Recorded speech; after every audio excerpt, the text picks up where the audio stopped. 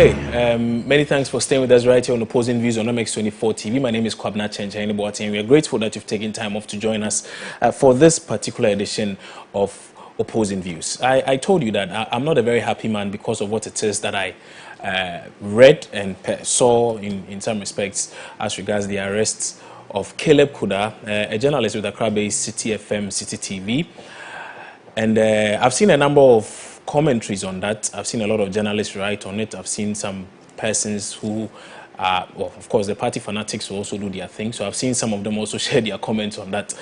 And so we'll come to them in a bit. But I first want to establish what really happened. And today we are privileged that the general manager for Citi FM, Citi TV, Bernardino Koku Avle, is joining us to at least get us to appreciate what really the situation is, what happened, and up until now. We are told both journalists are okay now. They've been released after that interrogation, so they are back at work, we are told. We'll get some more updates from Bernard Kokwavle.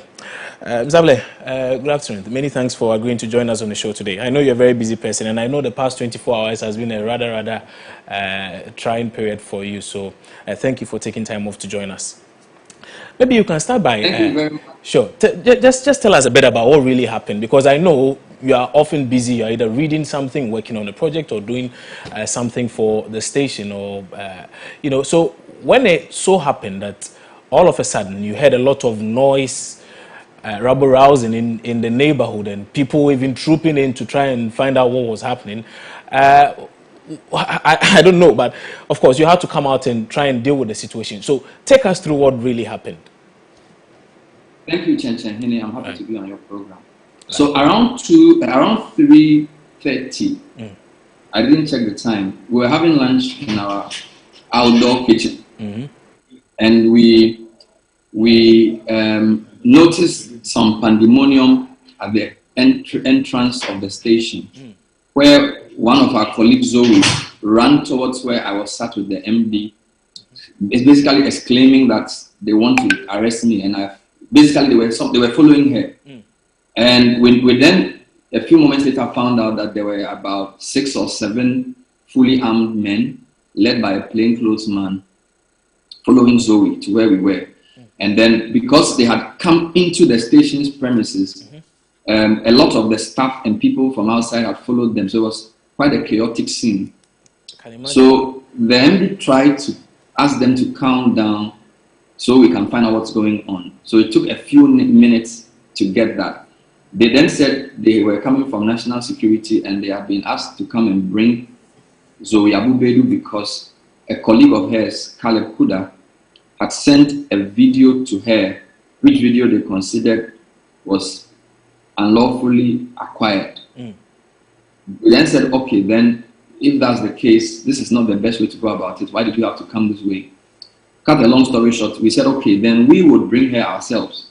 So the MD, myself, and 2 other colleagues sat in our MD's car with Zoe and drove behind the 3 pickups that they brought. So they took the lead and we went later to the head office of National Security. So that's what I saw in terms of what happened. Interesting. In between all of that, we are told a lot of things happened because at one point, the information was that a call had been put through to some of your reporters, or in fact your head of news or so, that indeed an arrest has been made of one of your reporters for doing something illegally. Take us through that as well and let us know what it is exactly that Caleb was doing at the premises of the National Security, for which reason he was arrested. So our head of news, Richard Mensah, told me a few moments, probably 30 minutes before this incident, that he had received a call from someone at National Security telling him that one of our colleagues had been arrested for illegally filming at their premises. And Richard had offered to go there, to go and find out what was going on and essentially see if we could help resolve the matter. He had not been given the go-ahead to come yet. So we were all waiting to see what was going to happen next before this thing came. So we were taken aback. So we knew that Caleb had gone to had been arrested, but we did not have the full details as of the time this incident happened. Okay. It was later on that everything else began to unfold. So yes, Richard had been called, but he had not yet gone to national security to go and assist or do anything. Okay.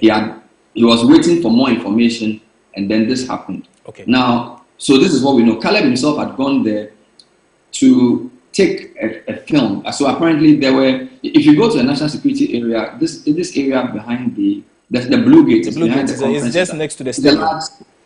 Yes. Right. So there are two big buildings there. There's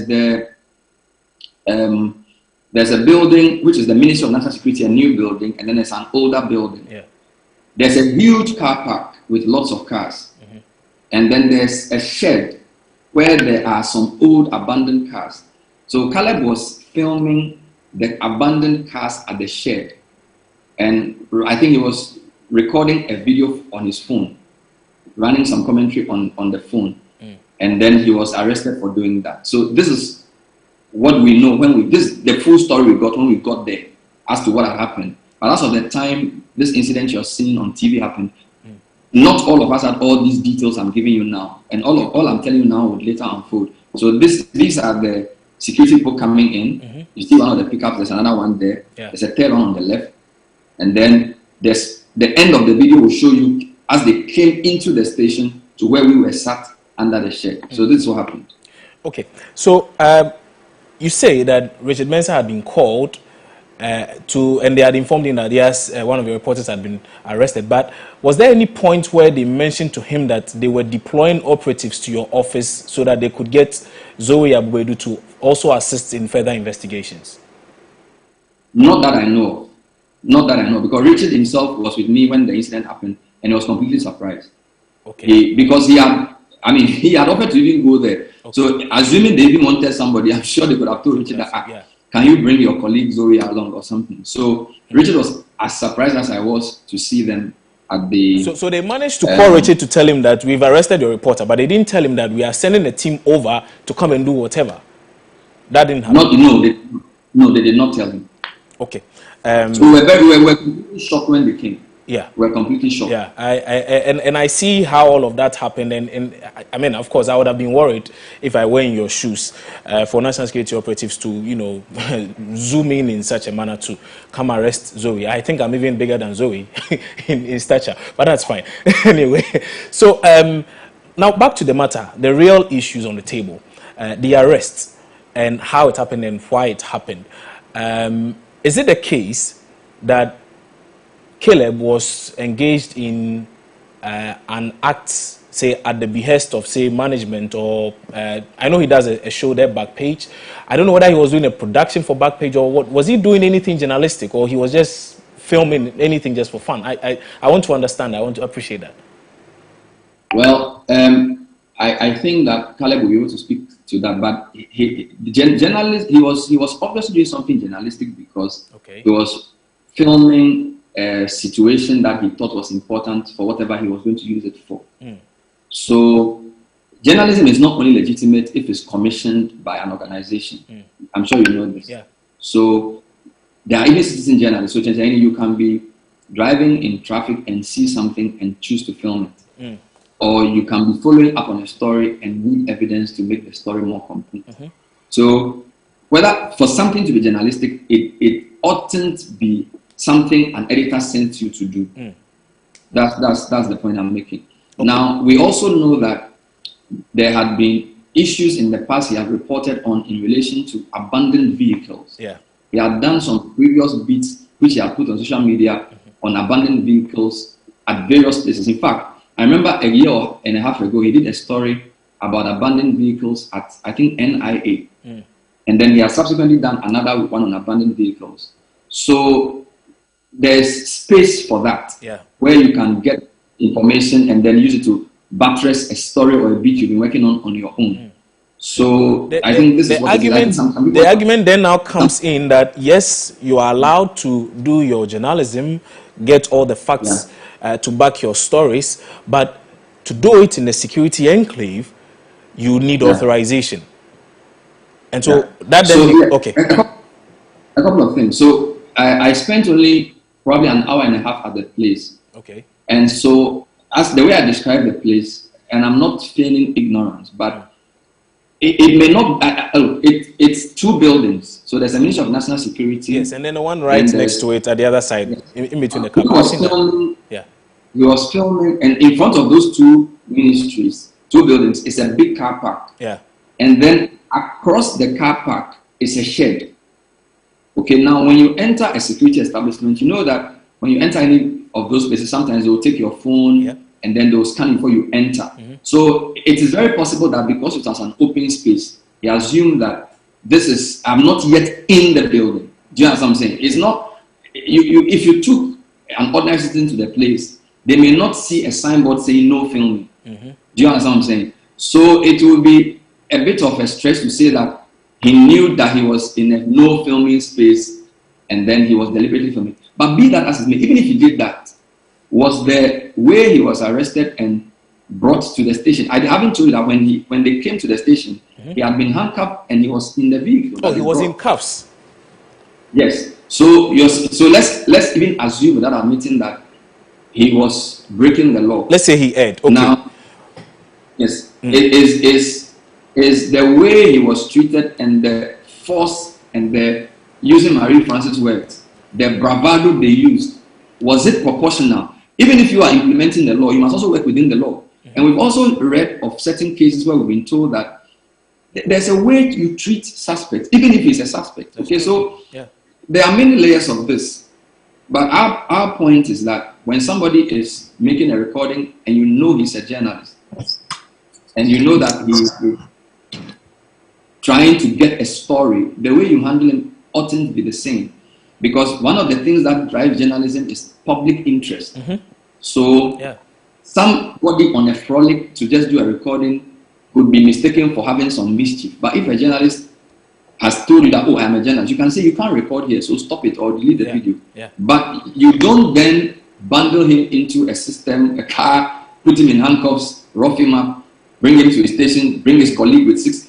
It's completely overboard. And this is not the type of signal I want to send for practice of journalists in this country. So, Chenjani, you are doing journalism. You don't want, even if it's a genuine mistake, even if it is not a crime. That's the point. Yeah, I agree. I agree totally. So, what then is the state of affairs as pertains to Zoe Abubedu and Caleb Kuda? Are they back at the office? Are they able to work? Are they still assisting with investigations of any sort? What is happening? They are both back at work. They were released. Zoe spent less than an hour there. They just wanted to see what was on her phone and make sure that it didn't go out because they didn't think it was something that should be shared. So they deleted it and they gave her back her phone and she came back. Caleb spent a bit more time there and he was later released. I think we haven't been told specifically if they are pressing charges or not. We do not know. All we know is that they made him write a short statement and they asked him to go. And we brought him back. Was he assaulted in any way? Has he suggested that he was assaulted? I think the word to be used is that he wasn't comfortably treated. So the way they will jostle you, manhandle you, push you about, talk to you, and the like. Okay. Yes. So he wasn't in a good way when I saw him. He wasn't. I didn't see any bruises on his face or anything, but he looked traumatized. He looked traumatized and disheveled. Is management of Citi FM, Citi TV considering further dialogue with the ministry? Are you trying to reach out to perhaps get this issue sorted out once and for all? Yes, we are obviously a recognized media house. We are in dialogue to try and understand why they did what they did, what was the fear, why the overboard reaction. So we are in conversation with different groups of people. People have reached out from all over. And we've had people have even advised us to do certain things. We are just essentially trying to put all the pieces together. And when we are clear on what to do, we'll let you know. So it remains a possibility that you perhaps may even go ahead and sue them or get them to do what? No, we haven't gotten there yet. For now, our focus is on making sure Caleb and Zoe are okay. And that they are not going to be taken through any further harassment and that they can do their work peacefully. Then we will also obviously have to understand from those who did what they did, why they did it, and then we will see what to do. So I'm not going to even get into your preemptive question. Okay, that's fine. Are there fears, perhaps, on your part that, because we just heard recently that persons who went for the Face Ghana Now protest, those who went to the National Security Ministry to have meetings, came out suggesting that their phones had been cloned and the like. Are there fears that possibly the phones of your reporters may have also been cloned in any way?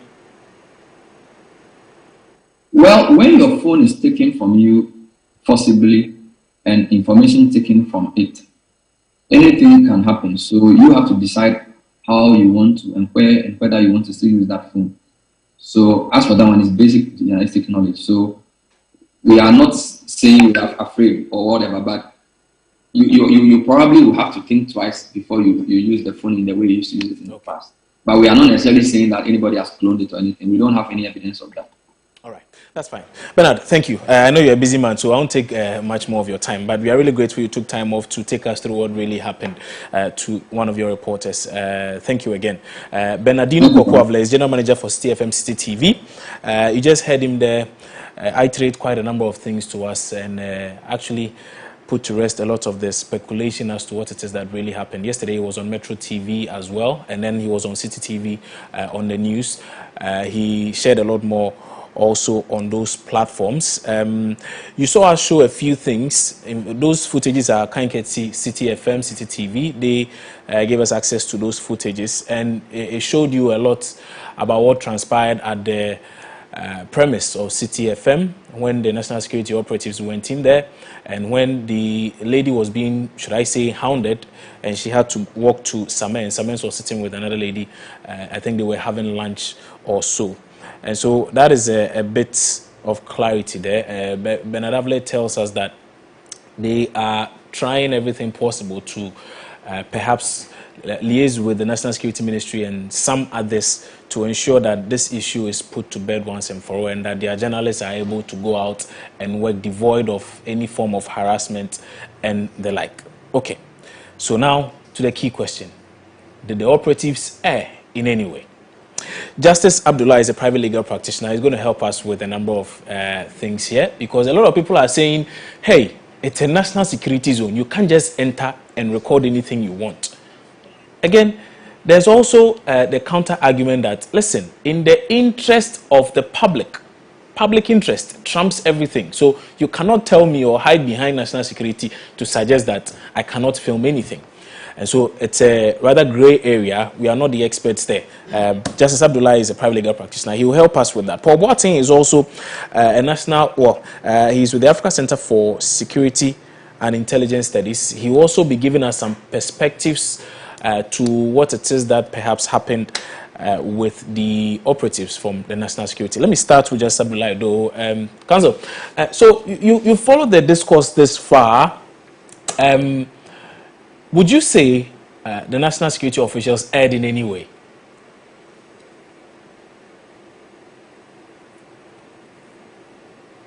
I think you may have to unmute yourself so we could hear you, Justice. Right. I believe you muted me. So sorry. I didn't. The officers are too technical with some of these things. Okay, that's fine. They didn't want to hear me without me in any water, so okay. Forgive me. Now, really, did they err? I would say with emphasis that they did. Let's start with this. Did the journalist err? Starting from that angle, yeah. I would say with emphasis that the journalist did absolutely nothing legally wrong. From the footage that we've seen, and from all the conversations that have gone on since yesterday, nobody has been able to say with any level of certainty what it is that a journalist did wrong, or allegedly or otherwise. Nobody is able to say what law had been infringed upon, and for which reason they were treated the way they were treated, like ordinary criminals. I do not even think armed robbers will be treated the way known journalists. These are not mushroom journalists. These are known, very well known within the space that they operate in. And so I will expect that, this is not to say that any other ordinary Ghanaians should be treated the way and manner that these people were treated, but it is to say that when a person is known and coming from a well-established institution, there are civilized ways of dealing with such persons. Counsel, but at The the moment minimum of arrest, they couldn't have necessarily known that he was a journalist with Citi FM because he was just somebody holding the phone, recording things in a security zone. So, can you blame them? Indeed, you can blame them. Okay. Because they are if you are properly trained security officer, you approach the person, the minimum you ask of the person is his identity. And I do not think I cannot reasonably expect that you meet Kalekuda or any other person and you ask who he is and expect the person to be giving you false information about himself. I do not think that would ever happen. Most of you go around with name tags hanging around your neck. And so assuming that didn't even exist, the minimum would be the basic inquiries as to who the person is, where he works, where he lives, and all of that. And then following from that, those that were sent these messages and the videos, they were from known institutions. It wouldn't take much to place a call to such an institution to verify, assuming you didn't even believe the person who was making the recordings. You could easily check from the institution that it comes from whether or not they have any person by this name looking a particular way, with that particular description, and whether or not the other person who received it also works there. You could handle these matters in a more civilized, more gentle, more democratic, indeed, more modern way, without having to be, forgive me for my French, be really uncouth and barbaric about it.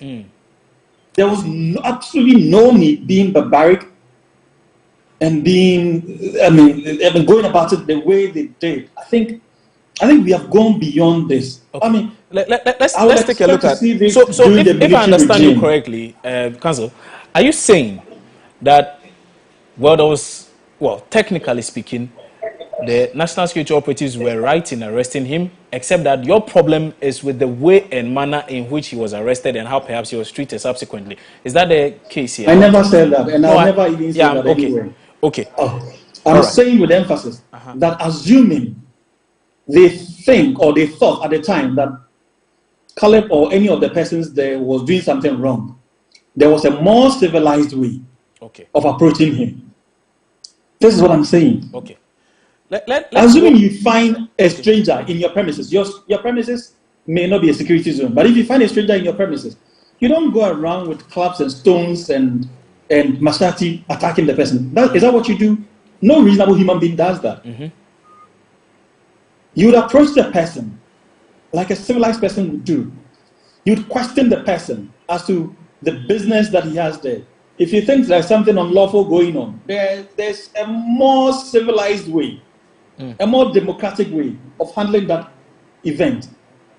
And my point is, if you had any doubts about that, the claims the person makes regarding the institution that he works with, you could verify from that sources as well. Okay, all right. Let me ask this. And you did not need to take 7 macho men wielding guns and all kinds of weapons. Okay.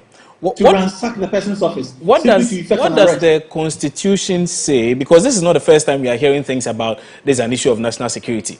This is something relating to national security. So what does the Constitution say as regards the curtailing in quotes, the curtailing of rights of media practitioners when it comes to issues of national security? What does it say? Is it that we are barred from doing certain things just because it may compromise on national security, or what? Not entirely. There is no specific law dealing with journalists as against operatives or national security issues. But there's a general law regarding national security. Okay. That when matters fall within that umbrella of national security, there is a procedure that issue takes, the shape that it takes. And so assuming there's a matter in court which borders on national security, there's a way of handling such an issue. If there is an issue that is within the public domain and it borders on national security, there's a way of handling it.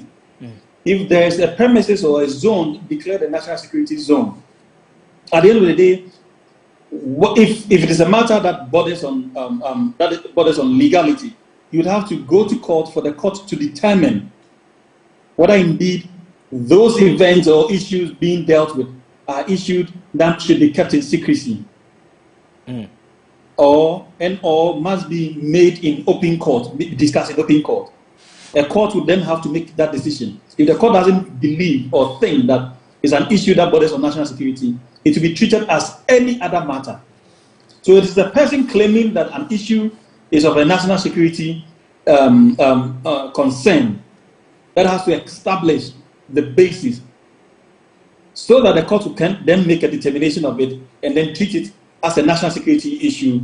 Then it will be taken away from the public space. This is how it works. Okay. But you cannot sit down and declare places as national security zones and then be arresting people with that level of force and uncultured manner. Okay, so you're saying it's illegal, one, for even the national security to suggest that this particular area is out of bounds. You cannot film here, you cannot do XYZ here because it's a national security zone. You're saying now that that in itself is a wrong thing. It shouldn't happen. I am saying, once again, not entirely as you're putting it.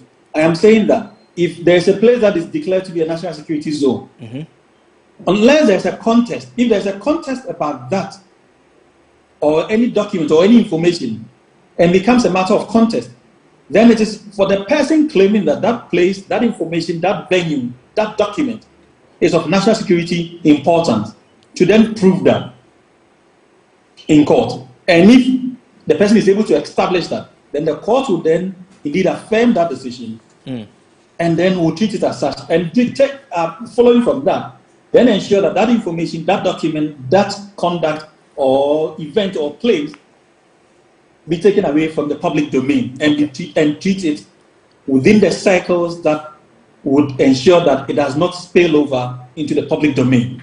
This is what I'm saying. Okay. Now, so for and that applies to all these places.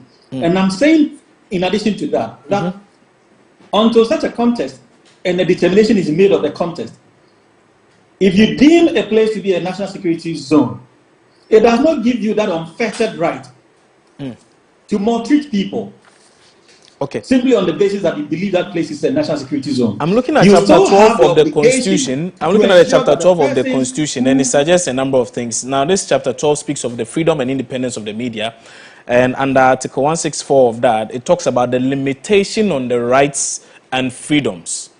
Then it comes, let me just read maybe a bit of it. Maybe you can help us understand this, because again, you are the expert in this field, we are not. And so you are helping us understand a lot of things. And so far, I'm really enjoying the discourse thus far. Now, Article 164 suggests that the provisions of Articles 162 and 163 of this Constitution are subject to laws that are reasonably required in the interest of national security, public order, public morality, and for the purpose of protecting the reputations, rights, and freedoms of other persons. Now, if you look at 164 clause 5, it says a person shall not be charged with or held to be guilty of a criminal offense which is founded on an act or omission that did not at the time it took place constitute an offense. I think I should come back to this. Maybe this should help rather.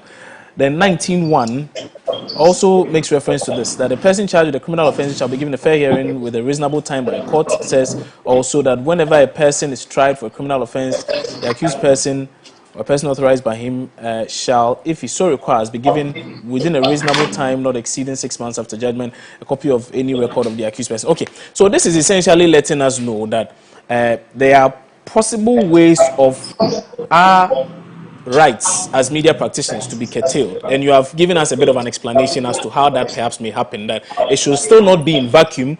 Any such person, be it national security or whoever, can go ahead to the courts and then establish reasons why such places perhaps may be national security zones or may be restricted areas, and for such reasons no such act of filming can occur there, right?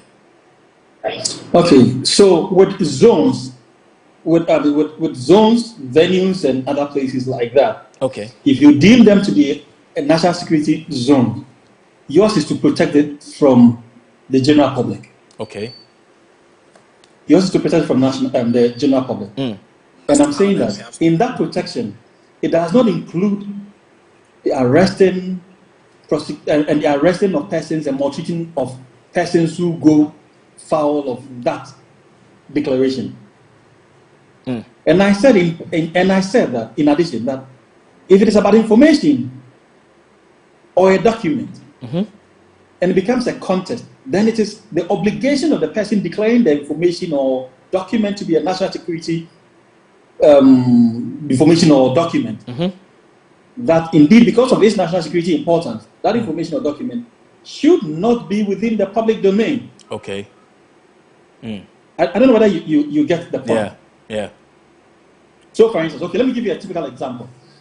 Sometime in 2014 and 15, we had an arrangement with the U.S. government that sought to bring the ex-Guantanamo these two gentlemen from Guantanamo Bay to Ghana.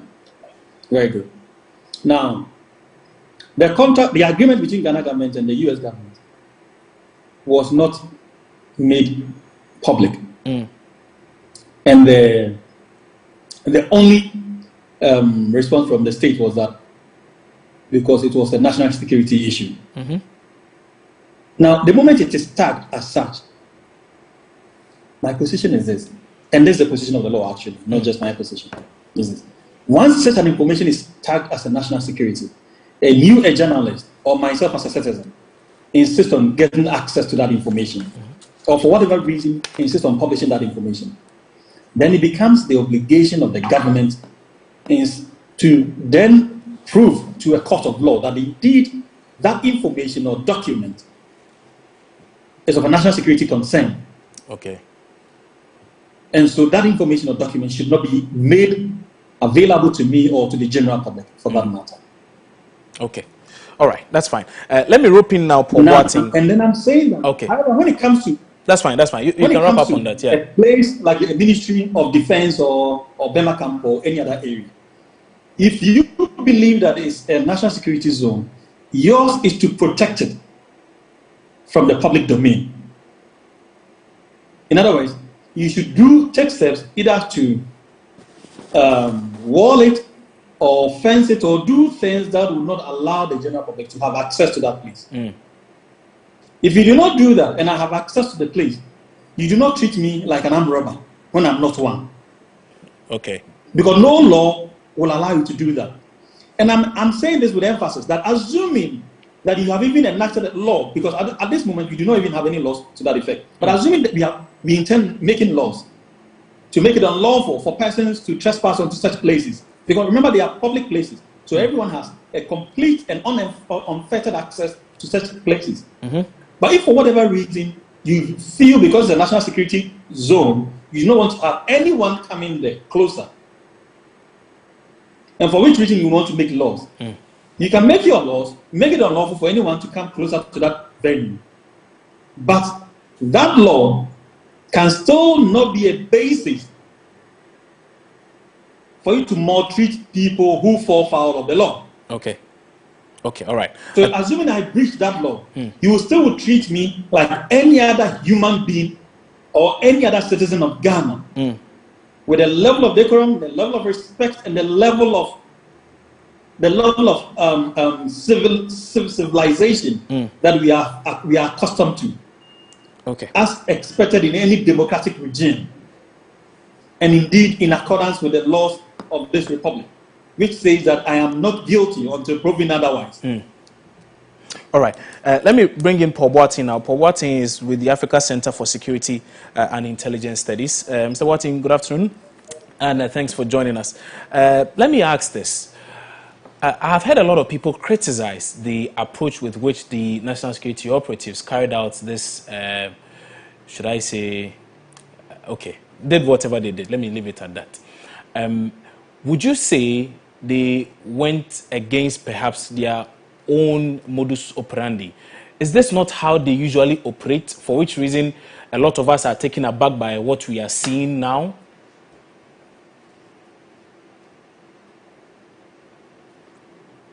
Sebastian, can you hear me? I'm not sure Paul Watting can hear me. If you can, okay. Paul Watting is he's with the Africa Center for Security and Intelligence Studies. He's also a security analyst. He's seeking to help us understand a lot of things from the perspective of the national security operatives, if possible. Mr. Watting, can you hear me? Let's try this again. Can you hear me now? Okay. I'm not sure he can.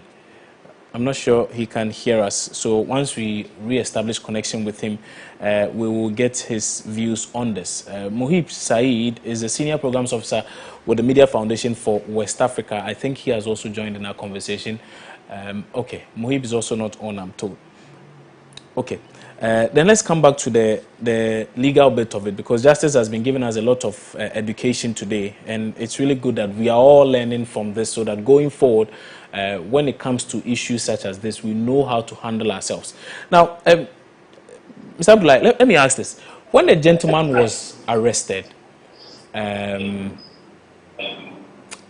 did he, how do I put it? Okay, he did not resist in any way. He didn't do anything. He was cuffed and he was asked to lead them to the office and to point out Zoe and everything. And in such an instance, if, well, generally, let's say you've not even erred, you are doing whatever you are supposed to do, and you are accosted in such a manner and arrested and treated in such a manner by either the police or national security operatives or the military, what are you supposed to do? Whether you are a journalist or you're an ordinary citizen of the land doing anything, what should you do? What is the right thing to do, so that in case this should travel to maybe the courts, you would have a very strong case?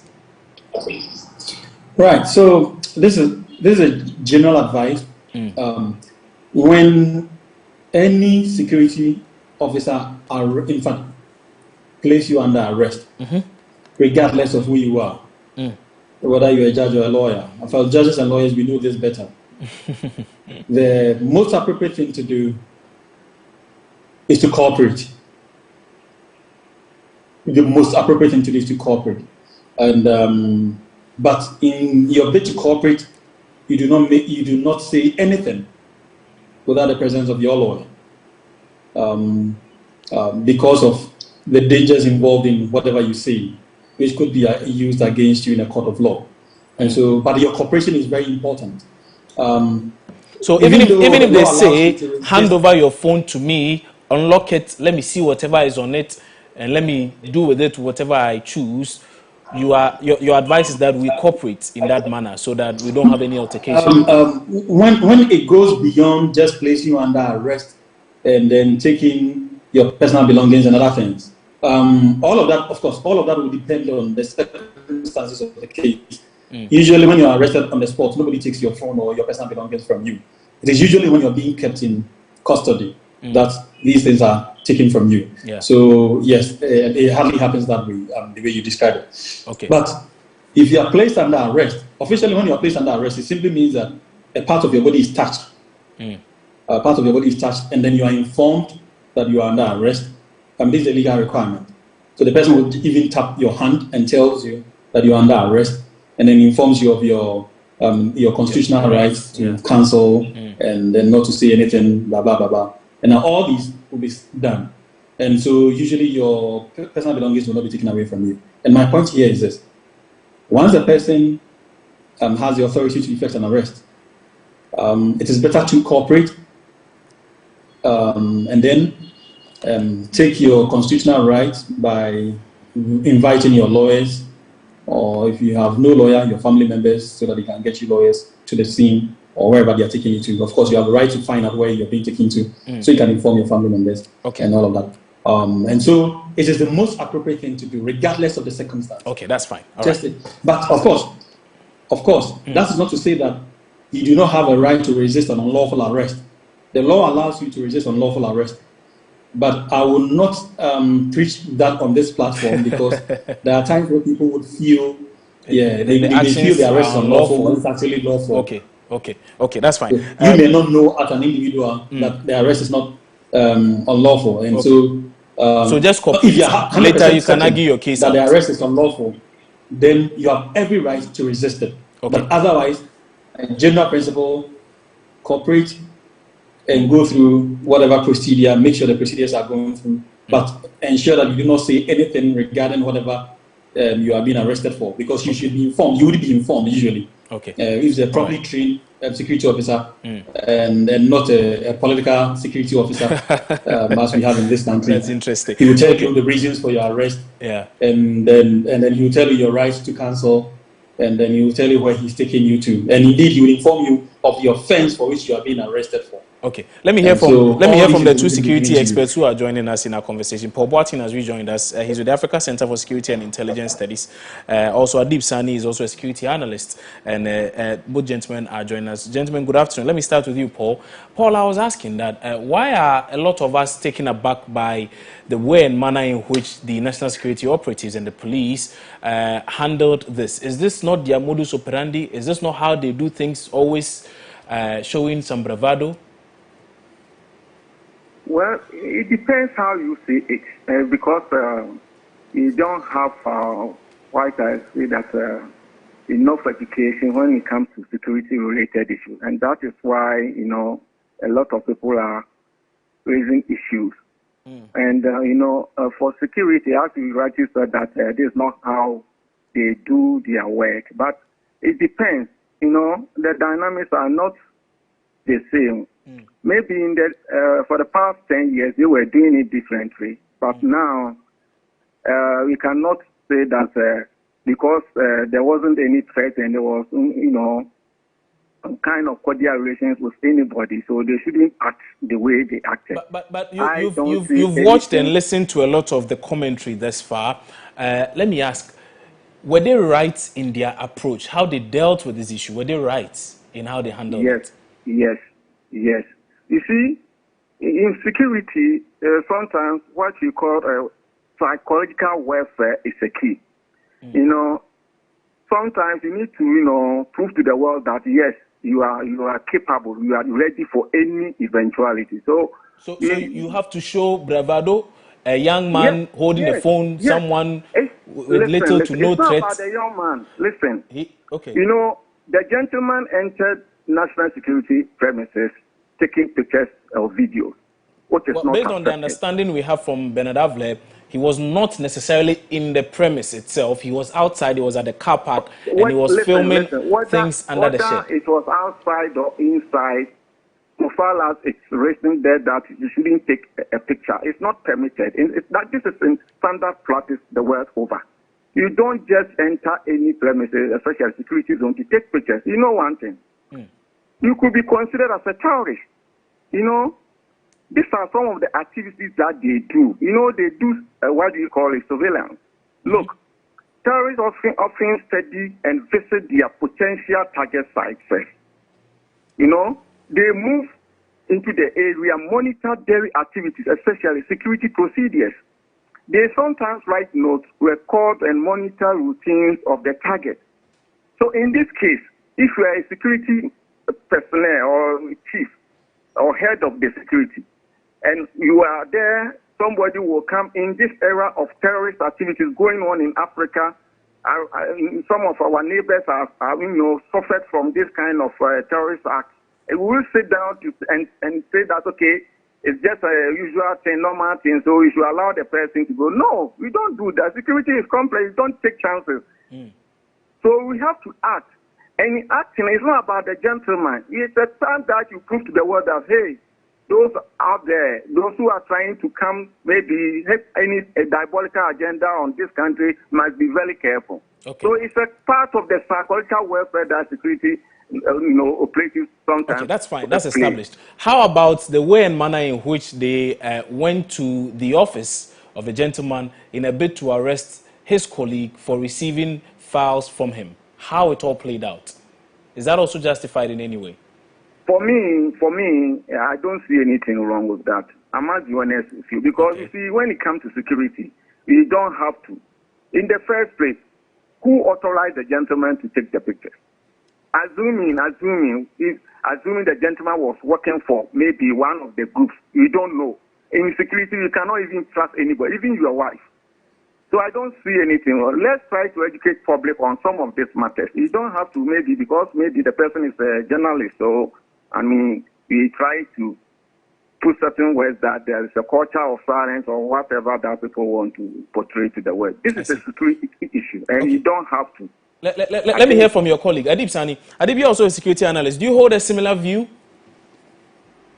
It's rather unfortunate I didn't hear my colleagues when they were speaking, but I can hear you loud and clear. Okay.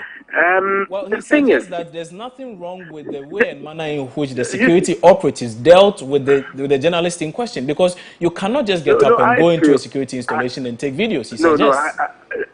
There's absolutely no denying the fact. As a matter of fact, it is an incontrovertible fact that the National Security Ministry, just as the water supply system of the country, the electricity grid is a critical infrastructure.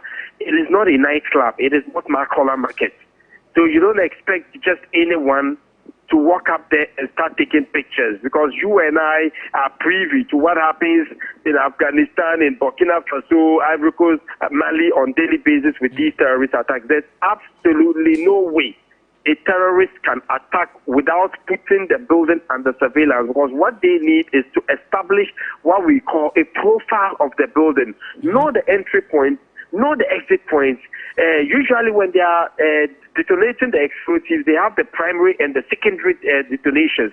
So when they do detonate the primary, they are able to tell where the people would run towards. Then you see them detonating the secondary explosion. And all of this is only possible when they are able to place the building under surveillance through pictures and all that. So in the first instance, I speak as a journalist myself. I'm a member of the Ghana Journalists Association.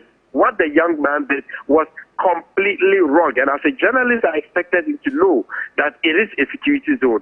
But where I have a problem is, in the first instance, the National Security Ministry agents were right to detaining him and to ask him questions, okay? However, the manner in which they handled it, they turned the tables upside down, and they are now wrong. For crying out loud, when you are going to take care of a terrorist siege of some sort, it's different from your approach in arresting a murderer or your approach in arresting a journalist. I think the showmanship was too much, and I've come to the realization over this period that due to certain inefficiencies, including unprofessionalism, lack of accountability, I see that a lot of these agents have the propensity, that insatiable thirst and desire to always show force, which in many cases is completely needless. And that is exactly what we saw in the case of the Citi FM siege. For crying out loud, 7 well-armed officers to pick up Zoe, for crying out loud. I think they could have managed it better rather than the impressionable way they do things. It's a smack of unprofessionalism. So you concur then that the journalist acted unprofessionally, you say, for which reason there's nothing wrong with perhaps the security operatives arresting him and trying to get a lot more information from him. And of course, you do cite instances where persons who wish to perpetrate heinous acts on the nation would use such methods to gather and collate some information about such state apparatuses and then go ahead to do whatever it is they want to do. And so on that score, the journalist erred. However, you feel that there was a bit of needless show of bravado by the police officers and the national security operatives, the number that was deployed there even to begin with. So is that a fair understanding of what it is you have said so far? Exactly so. Okay. Because the National Security Ministry is a critical infrastructure. You just don't go there and start taking pictures, and I expected the journalists to know that. Okay. And you asked another question to one of, I think, one of my colleagues earlier about what to do as a journalist under such circumstances. 3 things: comply, comply, comply. Okay? However, under normal circumstances, before they access your device, they need a warrant. Okay. So But that was going to some be of my these next national question to you security as to what the operative said to him, that, hey, we need your phone, we need access to your phone. And I would think that access to your phone is a little too invasive. So in such an instance, of course, they are saying that we saw you filming ABC. We want to see it, and we want to ensure that it's taken off your phone. Are you allowed to just allow them to, do whatever they want to do with such content on your phone? Absolutely not. And you can request to speak with your lawyer. Okay. Besides, they are supposed to serve you with a warrant before they access. Recently, there was talk about the FBI seeking permission from Apple to access phone of a suspected terrorist, and Apple refused them and all that, because that is the way to go. However, if they insist and forcefully take the phone from you, when it goes to court, they might find a very difficult time there, because the suspect can say, you planted it on the phone. I didn't willingly give it to you. So what do you say about that? So it will make their case much more laborious. Unfortunately, for a lot of us, we are not aware of some of our rights, and we allow ourselves to be to be flagrantly disrespected in that regard, so far as our human rights is concerned. I see. Counsel, let me come back to you. Are you also of the view that the journalist should not have given the officials access to his phone, and that he should have only done that on the back of a warrant shown to him? See, I think the way it happened, and here I'm saying I think, because from what I've heard, it appears that he didn't give them the phone as to access it. They took it forcibly. Intimidated, he was harassed, and so he was compelled to unlock his own phone and inform them who he sent it to. This is how it happened. So constructively, yes, it's the same thing. Constructively, it's as though you literally gave them, you handed over your phone to them for them to literally search through. But except that I'm sure, because they knew what they were about, they didn't do it that way. They made him rather tell them who he had sent it to, and what he videoed, and among other things. I mean, those events, and they probably just confirmed going through it with him, rather than simply taking the phone from him, which they knew would have been unlawful if they had done so. And really, if you look at what happened, it's such an obvious thing that the very people who undertook this exercise knew they were wrong, but they had to please their masters, sort of. Interesting. And this is as simple as that. Even though my colleagues have spoken well about national security threats and the terrorists and other things, I completely agree with them. But it is the job of a properly trained security officer to be able to distinguish between people who pose national security threat and those who do not. If you cannot distinguish between these two, you are not even worth being in uniform for any reason. I see. You are not worth that. It is your responsibility, even where two people are holding guns, to know which of the two is a threat. Fire, right, and the one who cannot fire. Okay, it's part of intelligence gathering. Part of the training exercise. Okay. If you cannot distinguish between these two, and you treat everybody as equal, you treat everybody as a threat, then you are rather more dangerous to our very existence than the terrorists that you are protecting us from. Okay, let me hear the views of Paul Boatindo. He's Chief Executive Officer for the Africa Center for Security and Intelligence Studies. Paul, yes, this is the situation we find ourselves in. This is not the first time we are seeing or hearing of such an action or such a raid by the national security. It's happened with several governments. So I won't even begin to look at the issue of politicization.